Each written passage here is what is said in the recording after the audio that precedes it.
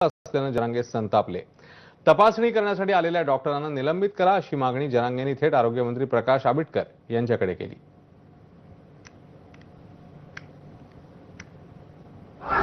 BP check करायचं machine आणलं.